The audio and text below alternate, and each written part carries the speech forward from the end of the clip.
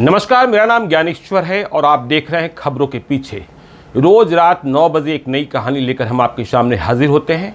आपको पता है कि श्रृंखला चल रही थी शहाबुद्दीन की, और आज शहाबुद्दीन की श्रृंखला की यह अंतिम किस्त है, मतलब अंतिम एपिसोड है। लेकिन आपको बता दें कि शहाबुद्दीन, सिवान के शहाबुद्दीन, इनकी श्रृंखला खबरों के पीछे में एपिसोड नंबर 71 से शुरू हुई थी, और आज हम और आप हैं खबरों के पीछे के एपिसोड नंबर 109 में। इसलिए जो हमारे साथ नए दर्शक जुड़ रहे हैं उनके लिए एक ज़रूरी सलाह ये कि यदि आप शहाबुद्दीन को पूरे तौर पर समझना चाहते हैं, जानना चाहते हैं, तो आपको खबरों के पीछे के एपिसोड नंबर 71 से लेकर 108 को भी ज़रूर देखना चाहिए। तो आज हम अंतिम पड़ाव पर हैं शहाबुद्दीन की श्रृंखला में। इसके आगे हम खबरों के पीछे में मुजफ्फरपुर के हेमंत शाही और बेगूसराय के कामदेव सिंह की पूरी कहानी लेकर आ रहे हैं, सब कुछ बताने आपको जा रहे हैं। तो हम अपने दर्शकों से यह भी अनुरोध करना चाहते हैं, यदि अब तक आपने हमारे YouTube चैनल खबरों के पीछे को सब्सक्राइब नहीं किया है तो ज़रूर कर लीजिएगा, और यदि इस वीडियो को आप Facebook पेज के माध्यम से देख रहे हैं तो पेज को लाइक या फॉलो कीजिएगा। एक और जरूरी गुजारिश कि यदि आप मुझसे संपर्क करना चाहते हैं सीधे तौर पर, कोई कहानी बताना चाहते हैं, कोई सुझाव देना चाहते हैं, या और किसी मसले पर बातचीत करना चाहते हैं, तो मुझे gyaneshwarlive@gmail.com पर मेल करें। संक्षिप्त जानकारी दें जो आपके पास है। अपना नंबर भी लिखकर भेज सकते हैं ताकि ज़रूरत पड़ने पर हम आपसे संपर्क कर सकें। ध्यान रखिए, यह हमारे लिए बड़ा ही महत्वपूर्ण हो जाता है कि जो हमारे सूत्र हैं, जिन्हें हम खबरों के पीछे में खबरें भी कहते हैं, उनकी पहचान को गोपनीय रखें। तो गोपनीयता हमारे लिए सर्वोच्च प्रायोरिटी है। तो आज अंतिम पड़ाव पर जब हम शहाबुद्दीन की श्रृंखला में हैं, तो देखिए दो चीज़ों को डिस्कस करेंगे। मुझे यह भी पता है हमारे कई व्यूअर्स हैं, वे लगातार कई और कहानियों को बताने के लिए कह रहे थे, वह भी कभी आपको हम आगे बताएंगे। लेकिन आज जो दो चीज़ें डिस्कस की जानी है वो ये है कि शहाबुद्दीन का राजनीतिक रसूख, या यूं कहें कि संसदीय जीवन, सिवान से कैसे खत्म हुआ 2009 में, और फिर 2021 में तारीख 1 मई को किन रहस्यमय परिस्थितियों में शहाबुद्दीन की दिल्ली के दीनदयाल उपाध्याय अस्पताल में मौत हो गई। परिस्थितियां क्या थीं, क्या कोविड और इसके अलावा अन्य क्या रहस्यमय परिस्थितियां बनी। तो देखिए, पहले हम बात कर लेते हैं 2009 की। यह तो आपको पता ही है कि शहाबुद्दीन को जीते जी चुनाव में कोई नहीं हरा पाया। 2004 में भी हुए सांसद चुने गए, 1990 में पहली बार विधायक बने थे। 2004 के बाद लोकसभा चुनाव आया 2009 में, लेकिन 2009 में शहाबुद्दीन चुनाव लड़ने के काबिल नहीं रहे। उन्हें सज़ा मिल गई और वे चुनाव लड़ने को अयोग्य घोषित कर दिए गए। ऐसे में वे क्या करते, खुद भी जेल में थे। 2005 में ही बिहार कैडर के बहुत ही सख्त IPS राजविंदर सिंह भट्टी ने उन्हें दिल्ली से अरेस्ट करा दिया था। तो 2009 में शहाबुद्दीन ने यह फैसला किया, उनके बेटे ओसामा साहब उस समय बहुत छोटे थे, कि वे अपनी राजनीतिक विरासत जो है हिना साहब को सौंपेंगे। लेकिन परिस्थितियां विपरीत हो चली थी सिवान की, शहाबुद्दीन की भी। तो 2009 का जो चुनावी परिदृश्य बना, देखिए 2009 में कोई नरेंद्र मोदी का भी अभ्युदय नहीं हुआ था, इसलिए आप यह भी नहीं कह सकते हैं कि कोई मोदी लहर थी। और सिवान की शुरुआती फिजा शहाबुद्दीन के इतने खिलाफ थी, यह भी आप नहीं कह सकते हैं। तो 2009 में हिना साहब RJD की कैंडिडेट बनी, लालू यादव की पार्टी की। बिशन पटेल अब JDU के कैंडिडेट बन गए 2009 में, जबकि 2004 में नीतीश कुमार ने ओम प्रकाश यादव को टिकट दिया था। प्रभुनाथ सिंह ओम प्रकाश यादव को लेकर आए थे, लेकिन 2009 में टिकट से वंचित कर दिए गए ओम प्रकाश यादव। तो बिशन पटेल भाजपा और JDU के संयुक्त उम्मीदवार हो गए। ओम प्रकाश यादव पहले के चुनावों की तरह माले के प्रत्याशी थे। तो यहां चार कोणीय संघर्ष दिखाई पड़ने लगा। हिना साहब, बिशन पटेल ओम प्रकाश यादव शुरुआती रेस में बहुत, चूंकि उनके पास सिंबल नहीं था, वो निर्दलीय उम्मीदवार बन गए थे इस पर खटिया छाप पर, तो शुरुआती रेस में वो नहीं दिख रहे थे। लेकिन हाँ, कुछ लोग थे, प्रभुनाथ सिंह भी थे, जो उन्हें पीछे से सपोर्ट कर रहे थे, क्योंकि वो चाहते थे कि ओम प्रकाश यादव को ही टिकट मिले, लेकिन टिकट बिशन पटेल को मिल गया था। आपको यह भी याद रखना चाहिए कि बिशन पटेल भी एक बार सीमांत के पहले सांसद बन चुके थे। तो इस संघर्ष में, इस जो चतुष्कोणीय संघर्ष हुआ, तो देखिए, मैं अखबारों की रिपोर्टिंग की बात करता हूँ और चुनावी रिपोर्टिंग की बात करता हूँ, तो जो मोस्ट सेंसिटिव कंस्टिट्यूंसीज होते हैं, मतलब विधान पार्लियामेंट के जो चुनावी क्षेत्र होते हैं, वहाँ शहरों से रिपोर्टिंग तो होती ही है, ग्राउंड जीरो से, लेकिन हेडक्वार्टर से, या यूँ कहने की देश भर की नज़रें उन लोकसभा क्षेत्रों पर होती है। तो सिवान मोस्ट क्रूशियल था, बड़ा विवादित भी था। तो 2009 के चुनाव को कवर करने के लिए पटना से भी, दिल्ली से भी और भी शहरों से लगातार रिपोर्टर्स जा रहे थे शहाबुद्दीन स्वयं जेल में, और उन्हें भी पता था यह चुनाव 2004 की तरह या उसके पहले 1999 की तरह, 1998 की तरह, 1996 की तरह नहीं है। अब ताकत का जोर भी नहीं चलना है, और बीजेपी जेडीयू बहुत ही मजबूती से चुनाव लड़ रहा है, लेकिन उनके उम्मीदवार बिशन पटेल कमजोर दिखाई पड़ रहे थे। शहाबुद्दीन के खिलाफ सीवान की फिजा बिल्कुल हो गई है, यह एहसास नहीं हो रहा है। देखिए, जो लोग गए थे, मुझे अच्छी तरीके से याद है, कई चरणों में लोग गए। तो जो शुरुआत के चरणों में वो जो लोग गए, उन्हें लग रहा था कि नहीं, हिना साहब मतलब शहाबुद्दीन की पत्नी ही बढ़त बनाई हुई है चुनाव प्रचार में। तो और मुकाबला जो है जेडीयू बीजेपी की कैंडिडेट से हो भी सकता है, नहीं भी हो सकता है। संभव है कि ओम प्रकाश यादव मुख्य मुकाबले में आ जाए, और माले की स्थिति कमोबेश वैसी ही रहनी है जो पहले के चुनावों में रहती आई है। लेकिन देखिए, एक भूल है जिसने शहाबुद्दीन को चुनावी राजनीति से या चुनाव में पराजय का स्वाद चखा दिया। दरअसल हुआ ये, मुझे वाकया अच्छे से याद है कि 2009 के लोकसभा चुनाव का प्रचार जब खत्म होना था, मतलब चुनाव प्रचार की अंतिम तारीख, उसके 2 दिन पहले या 3 दिन पहले सुशील कुमार मोदी, बीजेपी के वरिष्ठ नेता, बिहार के डिप्टी सीएम, वे चुनाव प्रचार को सिवान गए। बिशन पटेल के पक्ष में चुनाव प्रचार करना था, जो जेडीयू के प्रत्याशी थे। सुशील कुमार मोदी ने वहां रोड शो किया।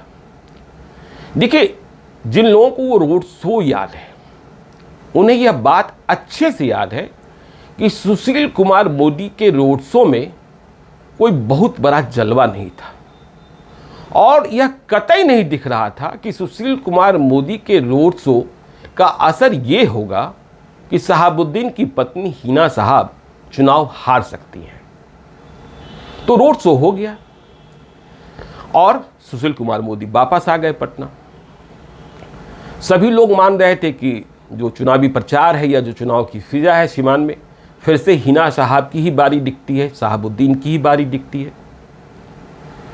तो शहाबुद्दीन जेल में थे, और जेल के भीतर उन्होंने सुशील कुमार मोदी के रोड शो का इनपुट हासिल किया। लोगों ने ठीक ही बताया कि कोई बहुत फर्क नहीं पड़ता है, लेकिन शहाबुद्दीन थारे बहुत ही जिद्दी आदमी, बहुत ही गुस्से वाले आदमी, जिसका खामियाजा उन्हें हर स्तर पर बाद के दिनों में भुगतना भी पड़ा।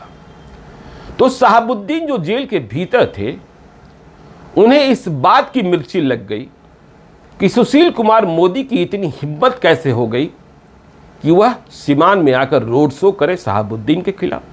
चुनाव भले ही हिना साहब लड़ रही थी, लेकिन उम्मीदवार तो शहाबुद्दीन ही थे। तो उन्होंने अपने करीबियों से कह दिया, जो उनका चुनाव प्रचार देख रहे थे हिना साहब का, कि सुशील कुमार मोदी के रोड शो के बदले अब हिना साहब का रोड शो होगा। चुनाव प्रचार का बस एक ही दिन बचा था। सिवान की धरती, शहाबुद्दीन को बहुत तैयारी नहीं करनी होती है। तो लोगों ने उन्हें समझाया भी कि नहीं, ऐसा कुछ करने की जरूरत नहीं है, चुनाव ठीक चल रहा है। लेकिन शहाबुद्दीन समझने वाले कहाँ थे? अब शहाबुद्दीन ने जो कह दिया वो कह दिया, वो तो आदेश ही होता था। तो अगले दिन मतलब चुनाव प्रचार के एक दिन पहले शहाबुद्दीन की पत्नी हिना साहब का रोड शो हुआ। निश्चित तौर पर हिना साहब के रोड शो में, जिन्हें वो रोड शो याद है, मैं लगातार वहां से खबरें प्राप्त कर रहा था पटना में। उस चुनाव में मैं नहीं गया था सिवान। तो सुशील कुमार मोदी के रोड शो की तुलना में 10 टाइम्स ज्यादा भीड़ रही होगी। लेकिन देखिए फिजा कैसे बदलती है। फिजा ऐसे बदली कि सुशील कुमार मोदी के रोड शो में तो बहुत कम भीड़ थी, लेकिन हिना साहब के रोड शो में, और चुनाव जो हो रहा था वो गर्मी का दिन था, भीषण गर्मी का दिन था। निश्चित तौर पर जो रोड शो में शामिल हुए हिना साहब की रोड शो में, वो मुसलमानों की संख्या अधिक थी। सिवान के मुसलमान निकल पड़े थे। आप कह सकते हैं कि उस रोड शो में हिंदू कम थे, और इस मौके के इंतजार में बहुत लोग थे। जैसा मैंने बताया कि गर्मी का दिन था, तो इसका असर ये निकला कि लोग उस रोड शो में, हिना साहब की रोड शो में, पानी की बंद बोतलें लेकर निकले और रोड शो लंबा चला। बीच में लोगों को प्यास लगी होगी, उन्होंने बोतल बंद पानी खोला और पानी गटका। जब बोतल खाली हुई तो उसे इधर उधर फेंक दिया। अब देखिए इधर उधर ये फेंकना ही शहाबुद्दीन को कितना भारी पड़ा। जो बोतलें फेंकी गई, जो चुनाव में प्रचार तंत्र होता है, उसने यह हंगामा क्रिएट करा दिया कि लोग पानी पीकर बोतलें जो हैं वो धर्म स्थलों की ओर फेंक रहे थे। अब ये चुनाव हिंदू मुस्लिम का हो गया, जिस बात की कल्पना भी शहाबुद्दीन कभी नहीं कर सकते थे, क्योंकि शहाबुद्दीन की ये यूएसपी तो रही कि उन्होंने कभी हिंदू मुसलमान नहीं किया। उनके साथ जितने मुसलमान थे उससे कम हिंदू भी नहीं थे। शहाबुद्दीन के यदि गुर्गों की भी बात आप कर ले, शहाबुद्दीन के यदि आप दस्ते की भी बात कर ले, शहाबुद्दीन के चीतों की भी बात कर ले, उसमें मुसलमान से ज्यादा आपको हिंदू शूटर्स ही दिखे होंगे। पर ये जो बोतल बंद पानी फेंका जाना हुआ, इसने इस तरीके से जंगल में आग की तरह खबर फैलाई कि वोटों का ध्रुवीकरण बिल्कुल दूसरे तरीके से हो गया। मुझे अच्छे से याद है कि चुनाव प्रचार की तारीख तक जो लोग हिना साहब को बरहत में मान रहे थे, जब चुनाव की पोलिंग शुरू हुई तो मैंने सिवान में जानने वाले अपने एक मित्र की मां को फोन किया।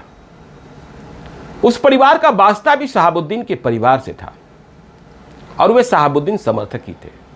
उनके बच्चे बाहर रहते हैं। तो मैंने पूछा, चाची वोट दे आई? उन्होंने कहा हाँ वोट दे आए।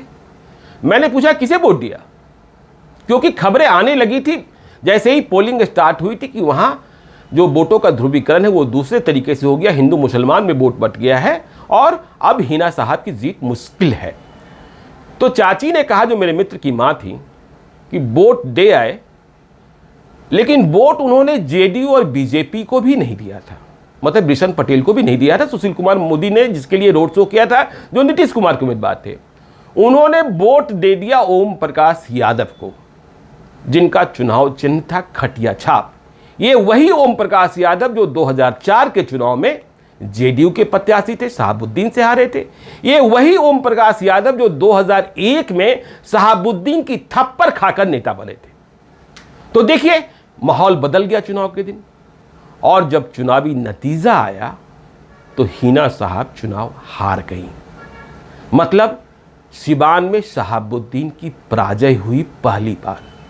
और यह बात भी याद रखिए कि 1984 के बाद सबसे कम वोटों से सिवान में जीत और हार हुई। यदि हम आंकड़ों की बात कर ले तो 2009 के चुनाव में अमरनाथ यादव को, जो मालिक उम्मीदवार थे, उनको 72,988 वोट आया था। ओम प्रकाश यादव 2,36,194 या 199 वोट लाए थे। बिशन पटेल जो जेडीयू बीजेपी के उम्मीदवार थे, वे चौथे स्थान पर चले गए थे, जिनके लिए सुशील कुमार मोदी ने रोड शो किया था और जिसके बदले में शहाबुद्दीन ने रोड शो कर दिया। उन्हें मात्र 43,968 वोट आए। मतलब 2 दिनों में सीवान के लोगों ने इस बात को समझ लिया कि यदि शहाबुद्दीन को पराजित करना है तो जेडीयू बीजेपी के साथ नहीं चलना होगा, ओम प्रकाश यादव के साथ चलना होगा। और हिना साहब को मात्र मत आए 1,72,764। तो जीत हार हुई 63,400 मतों के अंतर से। तो जैसा मैंने बताया कि 1984 के बाद इतने कम वोट तो शहाबुद्दीन को भी कभी नहीं आए थे, इतने कम वोट। तो शहाबुद्दीन की पहली पराजय सिवान में हो गई। इसके बाद तो हिना साहब ने कभी चुनाव ही नहीं जीता। 2014 में हारी। 2014 में ओम प्रकाश यादव बीजेपी के कैंडिडेट हो गए। 2019 में ओम प्रकाश यादव को टिकट नहीं मिला। कविता सिंह जेडीयू के खाते में सीट गई, बीजेपी जेडीयू के अलायंस में, और वहां से कविता सिंह, अजय सिंह की पत्नी, जिनका इंटरव्यू आपने कल देखा होगा, जिन्होंने कहा कि हमने सिवान में शहाबुद्दीन की गोली का जवाब गोली से दिया, और उन्होंने वह राज भी खोला कि रियाजुद्दीन की हत्या कैसे हुई थी। तो यह शहाबुद्दीन का जो राजनीतिक रसूख था, राजनीतिक ताकत थी, जो संसदीय जीवन था, वो कैसे खत्म हुआ। पहले चुनाव आयोग से अयोग्य हुए और जिसे उन्होंने विरासत सौंपी वो भी चुनाव हार गई। तो ये तो बात हुई चुनावी रसूख की, चुनावी सियासत की, राजनीतिक सफरनामे की। अब देखिए, शहाबुद्दीन सजायाफ्ता हो चुके थे।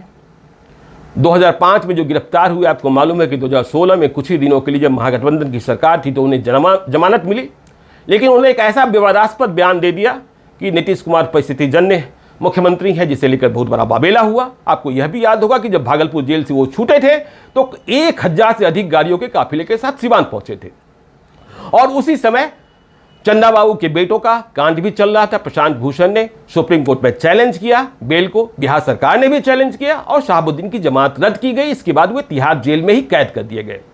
तो देखिए अब क्या हुआ। अप्रैल 2021 में कोरोना का दौर चल रहा था, लेकिन शहाबुद्दीन तिहाड़ जेल में कोरोना पॉजिटिव नहीं हुए थे। शहाबुद्दीन को एक अलग सेल में रखा गया था। उनके पड़ोस के सेल में ही छोटा राजन था, और पास के ही सेल में दिल्ली का सबसे बड़ा गैंगस्टर नीरज भमाना था। तो अब क्या हुआ क्या नहीं हुआ, होना यह नहीं चाहिए था जैसा आरोप है कि एक पाकिस्तान के आतंकी को, जिसका नाम है सैयद अली नवाज, सैयद मोहम्मद का बेटा, इंडिया में कहीं गिरफ्तार किया गया होगा। आतंकी, पाकिस्तान का आतंकी, ये कोविड पॉजिटिव हो गया था, और इस कोविड पॉजिटिव सैयद अली नवाज को जाकर शहाबुद्दीन के सेल में बंद कर दिया गया, जहां शहाबुद्दीन निगेटिव थे। और उन्होंने इस बात पर अपनी आपत्ति, अपना विरोध भी दर्ज कराया, लेकिन किसी ने सुनवाई नहीं की, और आखिरकार शहाबुद्दीन तिहाड़ जेल के भीतर कोविड पॉजिटिव हो गए। जो निगेटिव थे उस पाकिस्तानी आतंकी के आने के बाद पॉजिटिव हुए थे। मुझे वह भी याद है, वह कहानी भी याद है, जैसा मैंने आपको शहाबुद्दीन की मृत्यु के दिन बताया था कि जब उन्हें अस्पताल ले जाया जा रहा था तो नीरज भमाना, जो दिल्ली का सबसे बड़ा गैंगस्टर, उसने शहाबुद्दीन का हाथ पकड़कर कहा था, शहाबुद्दीन को बड़े भाई की तरह इज्जत देता था नीरज भमाना, उसने कहा था कि अस्पताल मत जाइए, यहीं ठीक हो जाइएगा, अस्पताल जाइएगा तो शायद जिंदा न लौटिए। तो अस्पताल ले जाकर शहाबुद्दीन, पूर्व सांसद, 4 दफे के पूर्व सांसद, उसके पहले 2 दफे के विधायक, वे जाना चाहते थे एम्स में, लेकिन उन्हें दिल्ली के दीनदयाल उपाध्याय अस्पताल में, बहुत ही मानक का अस्पताल नहीं है, वहां भर्ती करा दिया गया। वहां इलाज चला, इलाज में कमी है, यह शिकायत दर्ज की गई, हाई कोर्ट तक मामला गया। हाई कोर्ट ने उचित स्वास्थ्य की व्यवस्था करने को कहा। लोगों ने कोशिश की एम्स में भर्ती कराने की, लेकिन एम्स में भर्ती नहीं हो पाए शहाबुद्दीन, जबकि छोटा राजन उन्हीं दिनों में देश का सबसे बड़ा गैंगस्टर जो इंडिया में कैद है, मतलब दाऊद इब्राहिम तो पकड़ा नहीं गया है, तो उसे जब वो कोरोना पॉजिटिव हुआ तो उसे एम्स ले जाया गया। तो शहाबुद्दीन गुजारिश करते रहे, शहाबुद्दीन की तरफ से दरख्वास्त दी जाती रही, और दीनदयाल उपाध्याय अस्पताल में किसी से मुलाकात भी नहीं करने को कहा गया। उनके परिवार वाले कहते रहे कि इलाज में कोताही बरती जा रही है, दवा ठीक से नहीं दी जा रही है, संपर्क नहीं हो पा रहा है, और आखिरकार 1 मई 2021 को शहाबुद्दीन की मौत हो गई। वे एम्स नहीं जा पाए। अब 1 मई 2021 की भी तारीख याद कर लीजिए। 1 मई 2021 को सबसे पहले सुबह में लाइव सिटीज ने ही यह खबर ब्रेक की, हमारे रिपोर्टर आलोक ने, कि शहाबुद्दीन का निधन हो गया है। इसके बाद खबरें तो सभी जगह चली भी, लेकिन कुछ ही देर के बाद लोगों ने खबरों को डाउन करना शुरू कर दिया, क्योंकि तिहाड़ जेल के जो डायरेक्टर जनरल है, महानिदेशक हैं, उन्होंने कहा कि नहीं, अभी मौत नहीं हुई है। लेकिन लाइव सिटीज ने अपनी खबर पर भरोसा रखा, क्योंकि यह खबर आलोक ने ब्रेक की थी। और इसके बाद जितने तमाम कन्फ्यूजन्स उठे थे, तो मुझे लगा कि ये संदेह कैसे खत्म किया जा सकता है। तो देखिए, जैसा मैं कहता हूँ कि पिछले 32-33 साल से मैं क्राइम रिपोर्टिंग कर रहा हूँ, और जब कोई बोलने वाला नहीं होता है तो सीधी उंगली से नहीं, टेढ़ी उंगली से निकालना पड़ता है जो आप जानना चाहते हैं। तो मैंने दीनदयाल उपाध्याय अस्पताल फ़ोन लगा दिया था, दिल्ली के एक नंबर से। मैं बार बार कहता हूँ, मेरे पास कई तरीके के नंबर्स होते हैं। और मैंने कहा कि जहाँ शहाबुद्दीन भर्ती हैं वहाँ बात करा दीजिए, मैं फला राज्य का हेल्थ मिनिस्टर बोल रहा हूँ। तो उसने डॉक्टर से बात करा दी। डॉक्टर ने यह कंफर्म कर दिया कि हाँ, मौत हुई है। तो मैं चुप्पी साधे बैठ गया कि जिन्हें खबर डाउन करनी है वो करें, लेकिन मौत हो चुकी है। और मुझे इस बात की भी जानकारी मिल गई थी कि 1 बजे अनाउंसमेंट होगा इसका, तो इसलिए 1 बजे अनाउंसमेंट हुआ। और देखिए, इसके बाद क्या हुआ, जब डेड बॉडी को लेकर, पोस्टमार्टम को लेकर बहस होने लगी, तो ये मालूम हुआ कि वे निगेटिव भी हो गए थे। जब निगेटिव हो गए तो फिर किन परिस्थितियों में मौत हुई, यह भी सोचने की बात है। फिर आपने यह भी देखा होगा कि उनके शव को बिहार लाने के लिए कितना प्रयास किया गया। मुख्यमंत्री नीतीश कुमार से भी लोगों ने संपर्क साधा। नीतीश कुमार ने हिना साहब से बात भी की। नीतीश कुमार ने शायद दिल्ली में जो रेजिडेंट कमिश्नर हैं बिहार के, उन्हें भी कहा, लेकिन जो कोविड का प्रोटोकॉल है उसके कारण वो अनुमति नहीं मिली। फिर उन्हें दिल्ली में ही उनका जो अंतिम संस्कार हुआ, जो मुस्लिम धर्म का जो रीति रिवाज है। और विवाद अभी यही खत्म नहीं हुआ। कुछ दिनों के बाद आपने यह भी खबर सुनी कि दिल्ली के एक आम आदमी पार्टी के एक विधायक ने, जहां उन्हें दफनाया गया था, वहां मकबरा बनाने की कोशिश की, जिसे रोक दिया गया प्रशासन ने। तो शहाबुद्दीन का पॉलिटिकल सफ़र, मतलब सिवान पर जो कब्जा था, वह 2009 में ख़त्म हुआ और 2021 में वे इस दुनिया से ही विदा हो गए। लेकिन एक बात और याद रखिएगा, 2009 के बाद जितने चुनाव हुए हैं, 2014 और 2019 में हिना साहब का मत बढ़ा है। चुनाव भले हार गई हैं, अब जबकि शहाबुद्दीन नहीं है, उनकी विरासत, उनकी कुर्सी उसामा साहब, उनके बेटे को संभालना है। देखना है कि वे इसे किस रूप में संभाल पाते हैं। क्या वे अपने पिता की तरफ बन पाएंगे? पिता की तरफ बनने की कोशिश भी करते हैं तो आज की तारीख में समय जिस तेजी से बदला है, उस ताकत, उस आतंक का सहारा आप नहीं ले सकते हैं। तो आने वाला वक्त जो है, अभी चुनाव है भी, 2024 में चुनाव होना है लोकसभा का, 2025 में विधानसभा का होना है। तो शहाबुद्दीन के परिवार की राजनीति कहाँ जाती है, अभी हिना साहब ने कोई जुबान नहीं खोली है, क्योंकि वहाँ 100 दिनों तक बोलना मना होता है। 40वां जब खत्म हुआ तो बेटे उसामा साहब ने निकलना शुरू किया है। वो प्रभुनाथ सिंह से मिलने गए, अभी गोपालगंज भी गए थे, लेकिन वो भी कुछ नहीं बोले हैं। और इस बीच ये खबरें चलती रहती है कि राजद से थोड़ी नाराज़गी, राजद से शिकायत, क्योंकि अब तक कोई तेजस्वी यादव या फिर राजद से कोई बड़े नेता, तेज प्रताप यादव को छोड़ दें तो कोई मिलने नहीं गया है। तो आज इसी के साथ इस कहानी को, शहाबुद्दीन की सीरीज़ को हम ख़त्म करते हैं। हम आपको बता ही चुके हैं कि आगे हेमंत शाही और कामदेव सिंह की कहानी आने वाली है, वो भी कहानी बड़ी ही इंटरेस्टिंग होगी। तो आज दीजिए मुझे इजाज़त, देखते रहिए खबरों के पीछे को। और चलते चलते फिर वही अनुरोध, यदि अब तक आपने हमारे YouTube चैनल खबरों के पीछे को सब्सक्राइब नहीं किया है, जरूर कर लीजिएगा। और यदि इस वीडियो को आप Facebook पेज के माध्यम से देख रहे हैं तो पेज को लाइक या फॉलो कीजिएगा। धन्यवाद।